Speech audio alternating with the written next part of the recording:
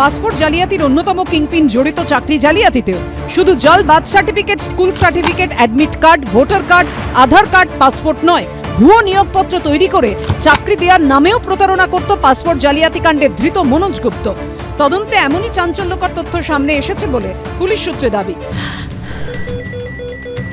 ক্যান্সারে নেই আর ভয়, NCRI হবে এর জয়। আপনাদের ভরসা নেতাজি সুভাষচন্দ্র বোস ক্যান্সার হসপিটাল।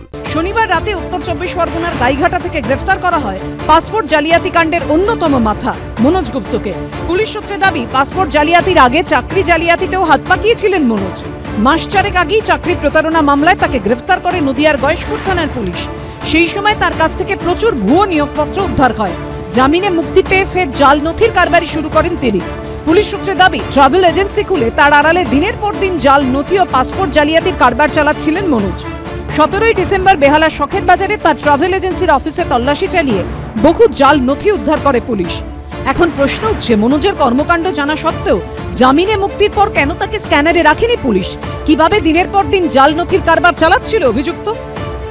এর আগেও বারাসাতে একজন কাঠের ফার্নিচারের দোকানদারকে গ্রেপ্তার করেছিল।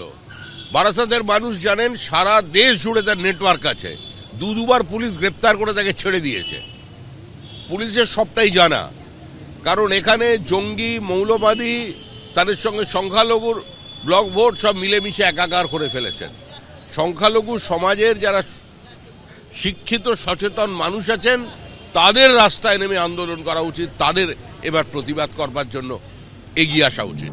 ভারতে অনুপ্রবেশকারীদের জাল নথি তৈরি করে পাসপোর্ট বানিয়ে দেওয়ার পাশাপাশি ইউরোপ যাওয়ার জন্য বাংলাদেশিদের ভিসার ব্যবস্থাও করত মনোজ। ইতিমধ্যেই কয়েকজন জাল পাসপোর্ট বানিয়ে ইউরোপে চলে গেছেন। রবিবার মনোজ গুপ্তকে আলিপুর আদালতে পেশ করে এমনই চাঞ্চল্যকর দাবি করেন সরকারি আইনজীবী। এই জালিয়াতি চক্রের জাল কতদূর ছড়িয়ে, নেপথ্যে আরো বড় কোনো মাথা রয়েছে? ধৃত মনোজ গুপ্তকে জেরা করে তা জানার চেষ্টা করছে পুলিশ। 10ই জানুয়ারি পর্যন্ত তাকে পুলিশ হেফাজতে পাঠিয়েছে আদালত।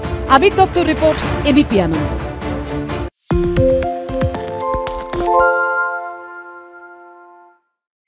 সত্য অন্তহীন, সত্যের খোঁজও তাই, সত্য সন্ধানে তাই আমরা অক্লান্ত, অকুতভয়। এবিপি আনন্দ নতুন ভাবনার প্রতীক, যা মনে মুক্ত, তথ্যে যুক্ত এবং যাবতীয় সীমানার বাঁধন থেকে মুক্ত।